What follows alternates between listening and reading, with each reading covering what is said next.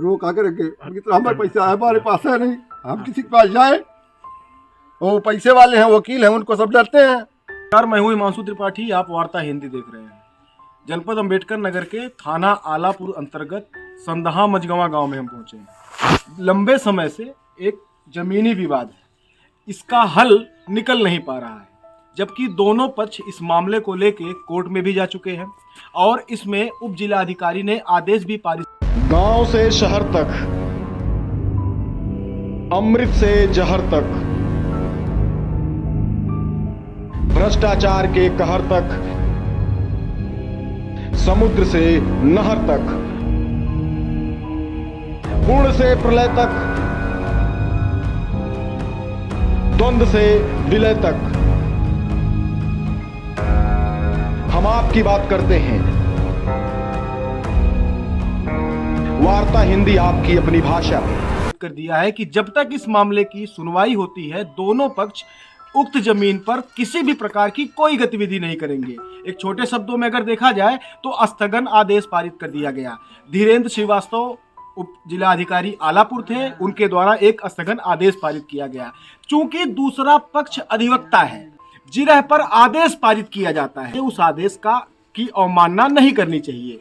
जहां तक देखा यह जाता है कि यदि आदेश किया गया है, अधिवक्ता के जिरह पर ही आदेश किया गया होगा और एक अधिवक्ता के द्वारा उसी आदेश का उल्लंघन करना कहीं ना कहीं कंटेम्प्ट ऑफ कोर्ट होता है। मामले को विस्तृत जानते हैं, हम पक्ष से बातचीत करते हैं। नाम सर बताइए। राम सकल यादव जी। राम सकल यादव। मामला क्या है सर? जमीनी मामला है, हम बैनामा लिखाए हैं, 2 बार में लिखाए हैं। 18-19 में बैनामा लिखाए, उस पर हम काबिज थे जी। हम मिट्टी पटवाए, हैंडपंप लगवाए और उस पर काबिज थे। लेकिन बाद में ये तीसरे पक्ष वकील साहब जो बैनामा लिए, वो जो है अब ज़बरदस्ती कर रहे हैं, जिसमें हमको कोर्ट का सहारा लेना पड़ा। हम बंटवारे का मुकदमा किए।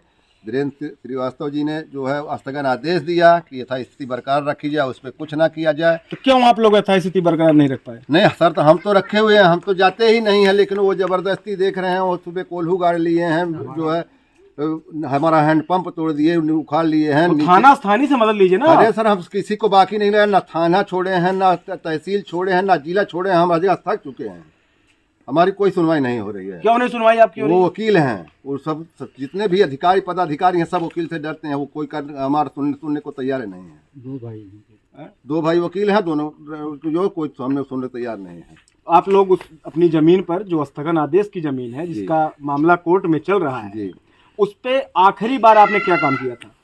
सर, आखिरी बार हमने वहाँ तो जो है फसल बोया था।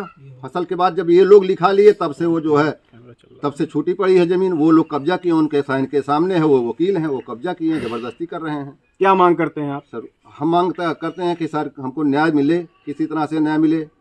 मंत्री से, नेता से, सबसे हार चुके हैं, कोई सुनने वाला हमारी है नहीं। काहे रो कह रहे हैं आप? रोक आकर के हमारे पैसा है, हमारे पास है नहीं, हम किसी के पास जाए? वो पैसे वाले हैं, वकील हैं, उनको सब डरते हैं। चलिए, नाम का क्या है दादा आपका? बैठिए बैठिए, ठंडी है, मूंग लग रही है। राम सुरेश यादव। राम सुरेश यादव जी, कहाँ रहने वाले हैं? ग्राम संदहा मझगवा के। यही रहने वाले जी। आप इसी परिवार के हैं? जी। क्या मामला है आपके सामने? क्या हमारे सामने मामला ये है कि हमारी ज़मीन जो है खरीदी गई है 2 बार में बैनामा। उस ज़मीन पे इन लोग ने हमको कब्जा नहीं लेने दे रहे हैं। इन लोग ज़बरदस्ती हमको मारने के लिए दौड़ाते हैं और कोर्ट कचहरी तहसील तक हम सब जगह जाके हार मान चुके हैं सर। हमारी कोई सुनवाई नहीं, कोई नेता या कोई अधिकारी, कोई भोसड़ी सुनवाई नहीं करता है। चलिए, माई का भेल काहे तू रोत हो? का नाम है बतावा? रोइए मत भाई, हम लोग हैं ना, कोई नहीं सुनेगा तो हम सुनने आए हैं ना। बताइए काहे काहे रो रही हैं आप?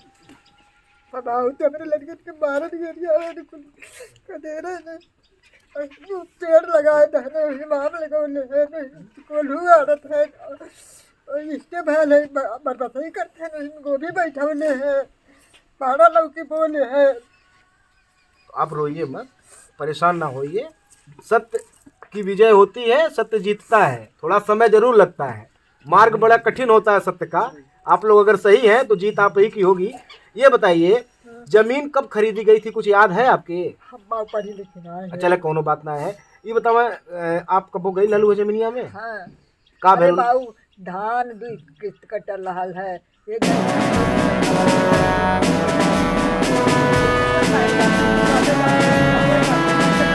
पहले जात रही है, जब ये परुनिया कौने दिन मेरी लिखौला है, तब से यहाँ उपास कैले है। चलिए अब आपको हम लेके चलते हैं उस घटना स्थल पर जहां एक पक्ष के द्वारा यह बताया जाता है कि इसी जमीन पर स्थगन आदेश है। कोर्ट ये कहती है कि स्थगन आदेश का मसला ऐसा है कि इस जमीन पर ना पक्ष के द्वारा ना विपक्ष के द्वारा कोई भी गतिविधि, नई गतिविधि ना की जाए।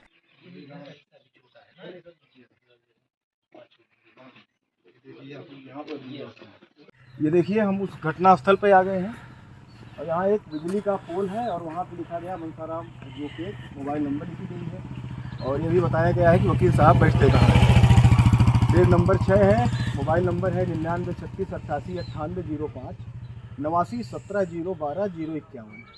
शेड नंबर A1 में भी लिखा गया जनपद न्यायालय अम्बेडकर नगर। जैसा दूसरा पक्ष ये आरोप लगा रहा है कि ये हमारे सामने देखिए कुर्सी और ठंडी के लिए अलाव की व्यवस्था, चूँकि चलते हुए आए हैं तो इसीलिए आपको ऐसा प्रतीत होगा कि हम हाँफ रहे हैं।